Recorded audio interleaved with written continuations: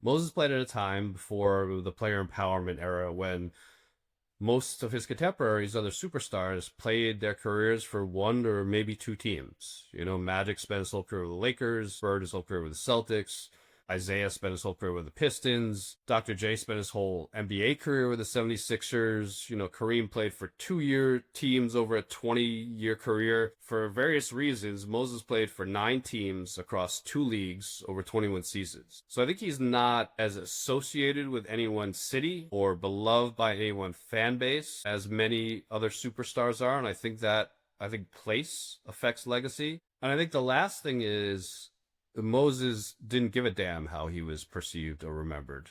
Frankly, he didn't talk to reporters very much. He was often flat out rude to them. He had no interest in being a celebrity, no interest in being famous.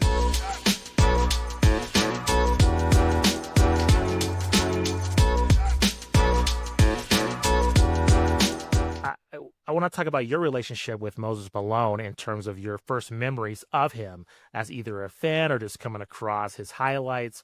What was that kind of first interaction with either him, the man, or just his highlights, or just watching his games in person or on TV? Yeah, and I never had the privilege of meeting him, but my early memories of Moses are really from the older part of his career.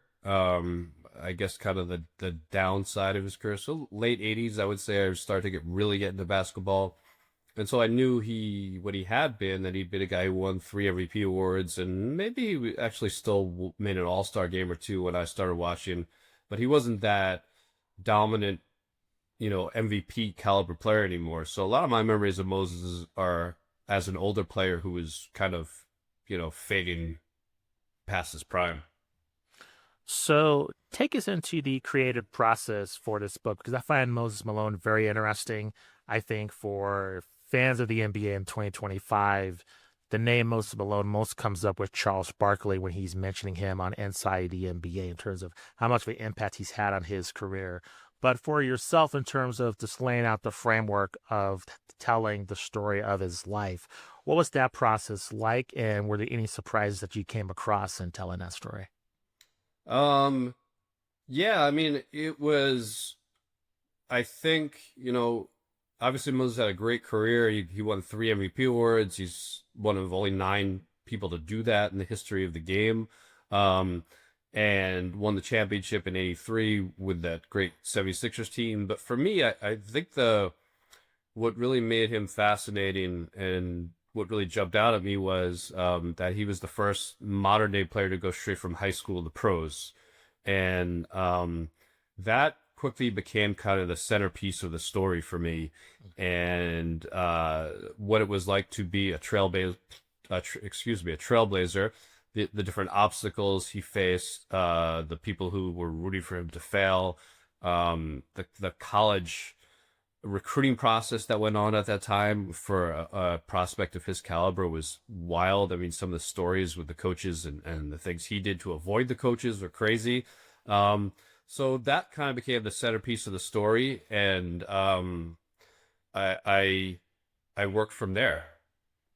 So, what were the parallels that you can find from him going from high school to the NBA to maybe what's going on now with what high schoolers face with, NIL and just like the pressure of being a professional, but not yet being, in the league? I just find that, nowadays a lot of athletes that are not in college or playing overseas or in the NBA are facing similar pressures to what the professionals deal with due to just the age of social media that we're in. So for Moses being a trailblazer going to the NBA, what was that pressure like on him, not only being a trailblazer, but kind of going through this kind of unmarked territory for a lot of just athletes, not just basketball? Yeah, it was immense pressure. As I said, because a lot of people wanted him to fail. I think, and we've seen this. Maybe you could draw the parallel in the NIL there. Moses posed a massive threat to the major economic system that is known as NCAA basketball, right? If from their standpoint, it was like, whoa, this kid went straight from high school to pros. Well, if all the great players start doing that, that's going to affect the product on the court, and that's going to affect our bottom line if you're college coaches and executives. So a lot of them lashed out at him. I think the other thing that made it so daunting for Moses was, I talk in the introduction to my book about guys who, it wasn't done really. A couple guys followed him the year after. Darryl Dawkins and Bill Willoughby went straight from high school to pros in 1975, the year after Moses did. And then it wasn't done for another 20 years until Kevin Garnett did it. And when Garnett did it, and then Kobe the next year, and McGrady, and some years later LeBron, those guys, like, Kobe, for example, signed a $10 million sneaker contract, before he set foot on the court. So even if he had failed miserably, he was set for life. They didn't have sneaker contracts like that then, and the money in pro ball wasn't like that either. Moses signed a nice initial salary, but it was very intimidating because he didn't get the kind of money that could make you for life. And by skipping college, he wasn't going to have a skill or an education to fall back on if things didn't work out. So it was I think in some ways, even more pressure to make it than later generations who did who skipped college or left after 1 year. During his rookie years, him being just out of high school, what was that dynamic like for him, compared to his peers that went through a traditional path of college ball? Yeah, it was hard. I mean, I think because back then it was a lot of guys, when he did that, it had only been a few years that people were leaving college early at all. And most of the guys that did, they spent 2 or 3 years at college. It wasn't a one and done type thing. So there was a major gap in maturity. And for him, he grew up in an all-black neighborhood in the inner city in Petersburg, Virginia, and then moved out to lily white Salt Lake City, Utah, to play for the Utah Stars, and where there are no black people at all. And there was he did an interview at that time. He said a lot of my teammates are old enough to be my daddy. So there was a gap there, and I think there wasn't back then organizations didn't have 7 assistant coaches and 3 strength and conditioning guys and all these. There weren't a ton of people within the organization who were there to ensure that his transition on and off the court went smoothly, as is the case now, where with player development people and tons of coaches to work with you one-on-one and team psychologists and whatever. I think there was more on his shoulders to handle that transition, and it was challenging for him. He was homesick. He was a homesick 19-year-old kid. So what a perfect person to be a mentor to Charles Barkley. I mean, that fully makes sense in terms of the pressure he had to go through, what he achieved, and then just taking all that experience, just being from a unique position from anybody else in the NBA to be a mentor to Barkley. Through your research, what was that relationship like, and what do you want kind of modern NBA fans to know about that dynamic between the two of them? Yeah, I think it was a great relationship. The great line is, and it's actually one of the names of one of the chapters of my book is, early in Charles's rookie year, he was distraught because he wasn't playing very much, and he was frustrated with the coach, Billy Cunningham, and didn't understand why he wasn't playing, and so he went up to talk to Moses, and they lived in the same building, actually, and Moses was in the penthouse, and he knocks on the door and goes in to talk to him, and Charles said, "Why aren't I playing, man? I should play, blah, blah, blah." And Moses just kind of looks him up and down and says, "You're fat and lazy." And Charles was devastated. But Moses said, "But I'll work with you." He said, "Lose 10 pounds. And Charles did. And then he said, "Lose 10 more pounds." And Moses began working with him before practice, after practice. He began running with him on the track near their apartment building. And Charles actually started calling Moses dad. He said he filled a role that had been empty in his life since his dad walked out on the family. And until the day Moses died, he called him dad. The wonderful thing about it is, first of all, one great thing about it, which Charles has said, is that Moses never told anybody that. Charles is saying, and has said over and over, Moses is the most important person the biggest contributor to his success in the NBA was Moses Malone. And he said Moses never told anybody about that. A lot of guys will be look at that youngster like that's my youngster, that's my rookie. I taught him. Moses never did that. So there was a humility to him, and I think what's miss I think that's missing somewhat now in the NBA. I think a lot of roster spots are given to young, unproven guys in the hopes that they blossom into a talent, and not enough spots to the Udonis Haslems of the world. That's why the Miami kept him around. He was 40 years old and he had been playing for years, but he was such a positive presence in the locker room. And Moses would say that too when he came in, and as we talked about, he was this young pup in the locker room, and he was kind of lost. There were veterans on the team, Ron Boone and blanking right now names, but other guys who kind of took him under, and I think that's how he learned to do it. He was kind of paying it forward to Charles, and so I think, even if you talk to some of the old time ball players and some of the current ball players, they'll tell you that there's not enough of that anymore. The old vets who, are around just to kind of guide the young kids. Do you think he was underrated in his career? Just in terms of, the big thing, at least in sports and especially basketball, is like the top players ever in the league, right? Breaking out everybody's accolades. And I think Moses Malone does not get highlighted enough in so many areas. Do you know why that is, just through the writing of this book, you think? Yeah, I have ideas. I definitely think he's underrated. I don't think he was underrated when he played. But I think he is now, and I think there are some reasons for that. I think there are a number of reasons for that. One is I think there was no flash to Moses, so Moses he didn't soar to the hoop like Dr. J or Michael Jordan. He wasn't a wizard with a ball like Magic Johnson. He couldn't shoot 30-footers like Steph Curry. He didn't even have like a signature shot like Kareem Skyhook. So, Moses' greatest skill was his offensive rebounding, and his greatest kind of attribute was his work ethic. I think, Sports Center, I think, wasn't and doesn't lead off highlight shows of the guy hustling for offensive rebounds the way they would a nasty dunk. And I think younger generations of fans aren't pulling up YouTube clicks to see Moses rebound the way they might Michael Jordan dunking or Johnson passing. So I think that's one thing. I think another thing is Moses played at a time before the player empowerment era when most of his contemporaries, other superstars, played their careers for one or maybe two teams. Magic spent his whole career with the Lakers, Bird his whole career with the Celtics, Isaiah spent his whole career with the Pistons, Dr. J spent his whole NBA career with the 76ers. Kareem played for 2-year teams over a 20-year career. For various reasons, Moses played for 9 teams across 2 leagues over 21 seasons.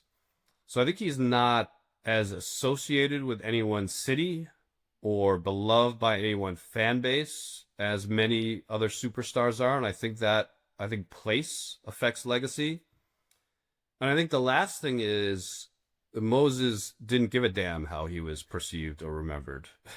Frankly, he didn't talk to reporters very much. He was often flat out rude to them. He had no interest in being a celebrity, no interest in being famous. I mean, a stark contrast to Barkley, right? Who loves the camera, loves the spotlight. And we've seen other athletes like that. I mean, I think Jokic is like that right now. I think he just wants to play ball. Tim Duncan was like that. We've seen other guys like that. Moses was of that mold. He had no interest in being a celebrity, no interest in fame. And I think that hurt him because, especially then, back then, before social media, before the internet, frankly, a lot of his career, before even cable television blew up, a lot of the mythology around athletes was created by the writers, by sports writers. And none of the writers got to know him. And frankly, a lot of them just didn't like him. And I think those guys, even now that those writers are older, they're not reminiscing and nostalgic for Moses the way they are for some of his contemporaries because they didn't get to know him or didn't like him very much. So I think those are just some of the reasons that he's been, somewhat forgotten and is now underrated. So when Moses wrapped up his career, did he? My guess is that he didn't care about his legacy. Is that true? and or reflect on his career? Like, how did he put his career in perspective when he finally retired? Yeah, there was no big retirement tour or anything like that. It was kind of he went out with a whipper in that his last season was in San Antonio, and he had an injury. He tore a muscle, was hoping to come back for the playoffs, didn't make it back for the playoffs. So he only played like 10, 12 games in the last season, and then was still never like didn't officially retire. I don't think he actually ever officially retired. I mean, I think at some point he signed the papers, but he kind of for a year or two after he stopped playing, he was still looking for the right opportunity for maybe one more season with a contender. So he just kind of faded away. He didn't. There was not even a farewell tour. There was not even a farewell announcement. He never officially retired or publicly retired, I guess I should say. So, um, I don't know. I think Moses cared what his peers thought of him. I think he cared, what his teammates and opponents thought of him. I don't think he cared very much what the fans or the media thought of him or his legacy. Do you think you mentioned in your book about he's an anti-superstar? Is he trailblazer in that way as well, and being one of the first anti-superstars, or do you think there's others within the NBA that became before him in terms of that archetype? You think? That's an interesting question. I would say, and I don't know if I would say anti-superstar, but maybe reluctant superstar. No interest, I don't think he was like F you to everybody, like I don't think he hated everybody or Sure. wanted to be a villain. But I think he just was, I guess, indifferent towards the whole thing. Um, I think Bill Russell could be described as an anti-superstar, or he certainly even within Boston he clashed very much with the people in his own city and was anti-establishment in many ways. Um, it's tricky because the NBA wasn't as big then, so Bill Russell wasn't as big as Michael Jordan or Shaquille O'Neal, even though he might have been every bit as good a player. The NBA just wasn't as big and didn't get as much exposure. So I don't think he had as much, certainly endorsements and commercials and wasn't as relevant in the pop culture. But I think he was certainly an iconoclast in his time. So, what were his days after his NBA career was over? Can you kind of chronicleize that in terms of what he did after basketball? Yeah, he was still around the game in that he coached the Pro-Am League in the summer. He even after retired from the NBA, he played some at Fondy Recreation Center, which is where he played at Houston in the summers, um, and hung out with his teammates a lot. He played some golf, but he did different things. He started a business. Like a media entertainment business where he was kind of an advisor to up and coming music groups. So he bounced around. He did different things, a lot of charitable work, but he never had like a full time job, per se. He just kind of laid low, and he went to the Final Four every year. He went to the NBA All Star game every year. He liked being around the game still. So, just through your research and putting this together, what was one aspect of Moses that surprised you that you included in the book, or just didn't make it? Either one. Yeah, that's a good question. Two things. His intelligence and his sense of humor. And I think because he didn't talk to the media, and this goes back to him not having a college education back then. He didn't have a college education. He had a bit of a speech impediment. He had a southern accent, and so he didn't enunciate his words very much. And he was perceived to be and portrayed as stupid very often by the media. I didn't necessarily think of him that way, but I didn't know it was actually the contrary. His teammates talk about how intelligent he was, especially basketball IQ, which makes sense. I mean, I don't think you could win 3 MVP awards unless you have a high basketball IQ. But a lot of teammates talked a great deal about how intelligent he was and how funny he was. in the locker room, just cracking jokes and playing practical jokes on teammates and that kind of thing.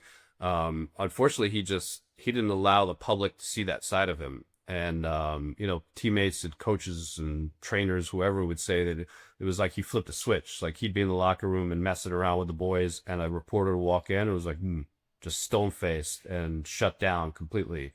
And so it's a shame. And I hope people read the book will see that. They'll see other sides of Moses that he didn't really reveal to the public and people didn't know about. Were there any challenges that you encountered while putting this together, or was it pretty straightforward and just finding everything that you needed to tell the story? Yeah, there are challenges. There's always a challenge of trying to, get people to talk to, especially people close to him, trying to get them to talk to you.